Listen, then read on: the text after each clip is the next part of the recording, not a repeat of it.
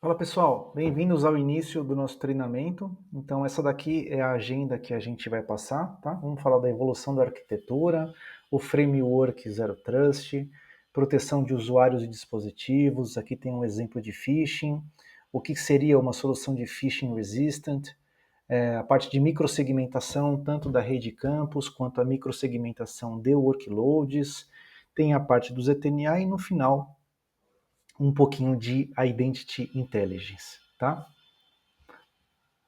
Então, beleza, uma arquitetura tradicional, né? Como que nós sempre fizemos? Então, a gente tem aqui o nosso data center, por exemplo, tá?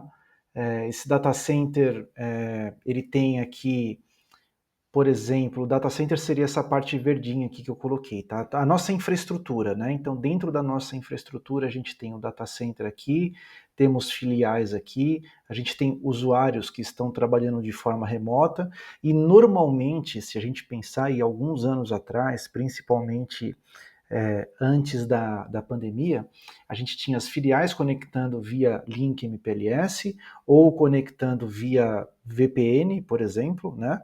A gente já tinha alguma coisa de SD-WAN, já estava acontecendo aí, e os usuários que trabalhavam de forma remota normalmente fechavam uma VPN quando estavam em casa, se é que eles trabalhavam de forma remota, né?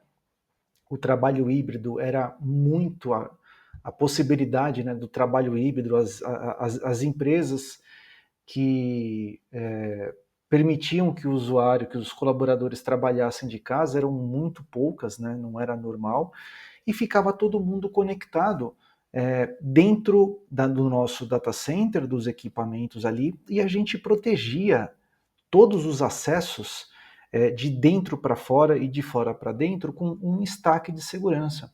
O que era esse stack de segurança? Então a gente tinha um firewall, né, um firewall de borda ali, tinha um IPS também, tinha um proxy, então ficava todo mundo concentrado aqui.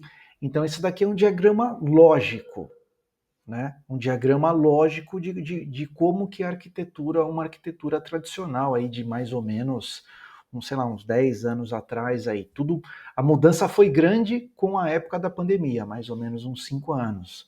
Mas antes isso já estava mudando um pouquinho. Então, se a gente olhar um pouquinho mais para trás, aí por volta dos 10 anos, era basicamente assim que as empresas trabalhavam.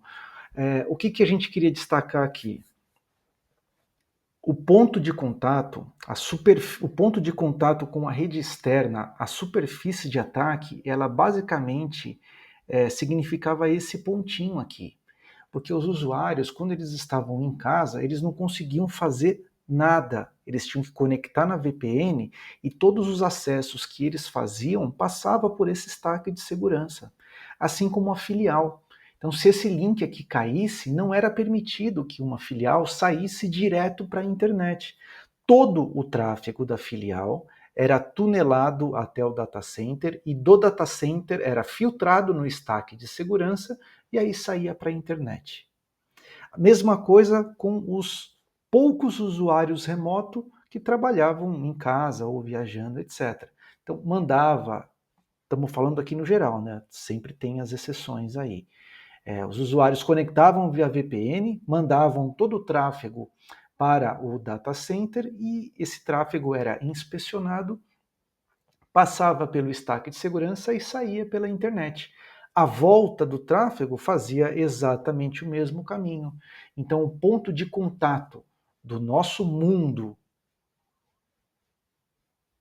do nosso ambiente, da nossa infraestrutura, era exatamente esse cara aqui. Ninguém se conectava direto com uma aplicação que estava na nuvem, por exemplo, uma aplicação SaaS. Tá? E por que esse modelo era desse jeito e funcionava? Porque a maior parte, ou quase 100% das aplicações, ficava dentro do data center. Então a gente está falando aqui de um tempinho atrás, onde a gente praticamente não tinha aplicações SaaS. A gente tinha até um webmail, né, da própria empresa, mas que a gente mal usava. Normalmente os usuários utilizavam apenas o cliente Outlook ali mesmo. Então nem um webmail ali a gente utilizava. O Google estava começando, então Novamente, estamos falando lá atrás, tá? O Google estava começando com a parte do workspace dele aí, né, o Google for Business, esse tipo de ferramenta. Tinha o Salesforce já, mas eram poucas soluções, né? Poucas aplicações SaaS.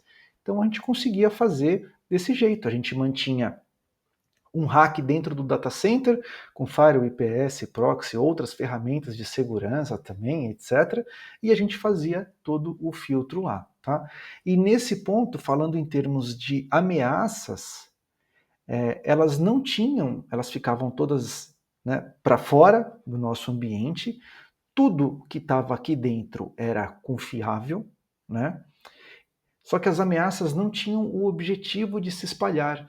Então, quando elas, porventura, conseguiam infectar alguma máquina, o objetivo era mais destrutivo. Então, a gente não tinha essa coisa de ideologia por trás, que hoje tem, né? E a gente também não tinha essa busca por ganhos financeiros que a tecnologia hoje está propiciando para a gente. Tá?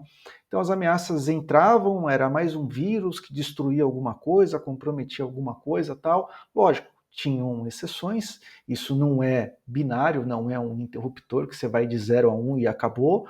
Tinham ameaças que se espalhavam, contaminavam, etc.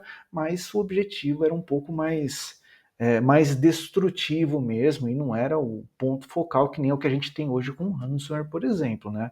Então hoje para entrar numa rede e comprometer uma única máquina, assim, não é o objetivo dos atacantes hoje em dia, tá?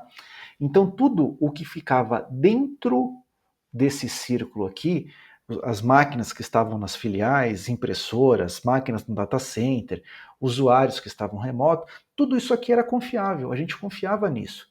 O que significava? O usuário entra na empresa, ele ganha um computador com a imagem da empresa. A imagem com o Windows na versão correta, com o antivírus instalado, atualizado, as ferramentas, tal.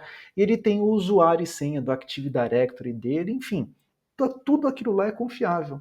Quando o usuário estava dentro da empresa dele, ele tinha lá uma rede 10.0 que ele recebia do DHCP, o IP 10.0.0.1, por exemplo, aquele IP é confiável. Quando ele estava na casa dele, ele conectava na VPN também, o IP do pool de VPN também era algo confiável. Pronto, funcionava desse jeito e a gente trabalhou assim durante muito tempo, tá? Agora, na próxima aula, a gente vai continuar falando de uma arquitetura moderna de rede. Vamos lá?